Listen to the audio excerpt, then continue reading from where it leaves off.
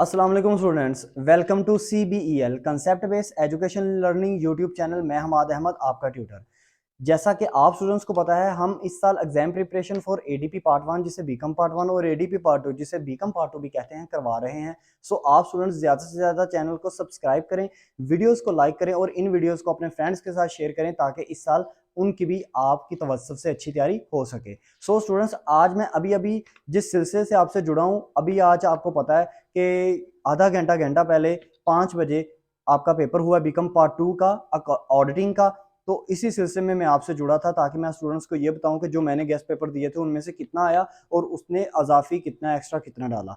So students देखें, आपका जो आज का ऑडिटिंग का पेपर था उसे आप एक तरह से टफ कह भी सकते हैं और नहीं भी टफ कह सकते, क्योंकि देखिए चीजें वही थी। जैसे मिसाल के तौर पर मैं अगर एक क्वेश्चन की बात करूं तो उसने आपसे कमर्शियल फ्रॉड का क्वेश्चन एक पूछा है। तो स्टूडेंट्स, मैंने जब आपको ना ऑब्जेक्ट ऑफ ऑडिटिंग या मैं आपको जब दे रहा था ना इंपॉर्टेंट क्वेश्चंस इसके ऑडिटिंग के, तो मैंने आपको ये बताया था कि अगर आपको वो एरर और फ्रॉड के मुतालिक कुछ भी आपसे पूछ लेना तो आपने ऑब्जेक्ट ऑफ ऑडिटिंग में ना या ऑब्जेक्ट ऑफ ऑडिट में जो एरर और फ्रॉड का जो छोटा सा टॉपिक होगा बस उसको आपने एक्सप्लेन कर देना विद इंट्रोडक्शन और डेफिनेशन। इसका मतलब ये आपका जो क्वेश्चन था फ्रॉड वाला, ये मेरे उस गेस्ट पेपर से आया।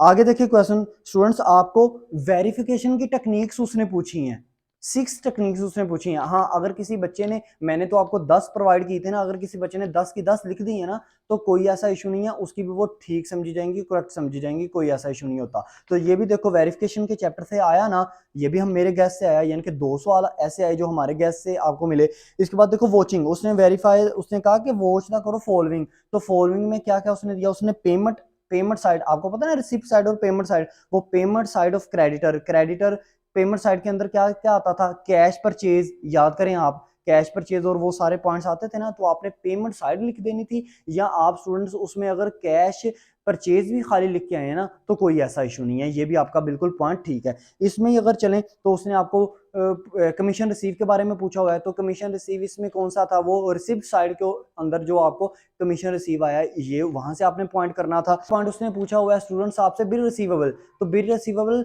रिसिप्ट साइड में याद है आपको वो कैश रिसीव फ्रॉम डेटर था ना पॉइंट, ये वो वाला पॉइंट था। उसमें मैं आपको बार बार कह रहा था वो चीजों को घुमा के पूछता बीकॉम पार्ट 2 में, चीजें सेम क्वेश्चन वही होते हैं। अच्छा, उसके हाँ, अगर किसी बच्चे ने वो वेरिफिकेशन का लिख दिया है ना, डेटर वाला, वेरिफिकेशन के अंदर मैंने डेटर का एक बताए थे उसके अंदर 5, तो वो भी ठीक करेक्ट समझे जाएंगे। अगर किसी ने वो लिख दिया तो उसमें ऐसा कोई इशू नहीं है। फिर रेंट एक्सपेंसेस, तो रेंट एक्सपेंसेस में याद आप पेमेंट साइड पे जाएं तो आपको सैलरीज एक्सपेंसेस मिले होंगे। तो एक्सपेंसेस एक्सपेंसेस ही होते हैं, सैलरीज की जगह सिर्फ आपने रेंट वर्ड लिख देना था, बाकी सारे वो सैलरीज वाले एक्सपेंसेस आपने लिखने थे। मैंने आपको बताया भी था जब मैं आपको इंपॉर्टेंट क्वेश्चन दे रहा था, मैंने आपको कहा था अगर वो अपने पास से कोई चीजें दे देना, जैसे उसने रेंट एक्सपेंसेस अपने पास से दे दिया, ये मैंने आपको नहीं था प्रोवाइड किया, तो इसमें आपने क्या करना था, इसमें आपने खुद से रिकॉर्डिंग लिख देते, डिस्क्लोजर लिख देते, इस तरह की 3-4 आइटम्स आप लिख देते।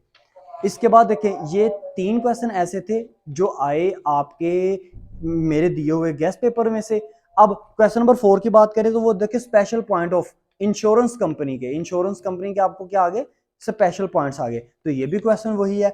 और लास्ट वन क्वेश्चन स्टूडेंट, ये जो qualification and disqualification of auditor था, ये क्वेश्चन ऐसा था जो मैंने आपको नहीं था बताया हुआ। ये क्वेश्चन वैसे अगर आपने रिमूवल या अपॉइंटमेंट उसके बाद था, ये क्वेश्चन आपका क्वालिफिकेशन एंड डिसक्वालिफिकेशन, एक्चुअल में ये कभी पास पेपर में पूछता नहीं है लेकिन उसने पूछ लिया। सो स्टूडेंट्स, वैसे इंपॉर्टेंट ये टॉपिक तो नहीं, हम भी नहीं करवाया करते इतना ज्यादा ये स्टूडेंट्स को, लेकिन उसने पूछ लिया तो आप लोगों ने बस क्वालिफिकेशन और डिसक्वालिफिकेशन में यही लिखा ना था कि इस जो है ना ऑडिटर की क्वालिफिकेशन वो सीए होती है, एसीसी होती है, और डिसक्वालिफिकेशन ये होती है कि अगर कोई किसी बच्चे ने, अगर किसी स्टूडेंट ने आईकॉम किया है, बीकॉम किया है या एफएससी आईसीएस किया हुआ तो उसको एज ऑडिटर नहीं माना जाता। सो स्टूडेंट्स, मेरे 4 क्वेश्चन तो ऐसे हैं 5 में से जो मैंने आपको दिए थे वो आए हैं। हाँ, उसने रिपोर्ट में नहीं इस दफा उठाया, उसने final auditor audit, continuous audit और इंटरम ऑडिट इनमें नहीं उठाया, लेकिन बहरहाल 90% तो आपको पेपर वही आया ना। सो स्टूडेंट्स, नेक्स्ट पेपर जो आपका BCRW है उसकी भी मैं आपको इसी तरह सोल्यूशन विद सोल्यूशन आपको गेस्ट पेपर प्रोवाइड करूंगा। आप स्टूडेंट उनको अच्छी तरह देखना है। अब तक ले इतना ही, अपना ख्याल रखिएगा, अपने इस यूट्यूब चैनल का भी। अल्लाह हाफिज।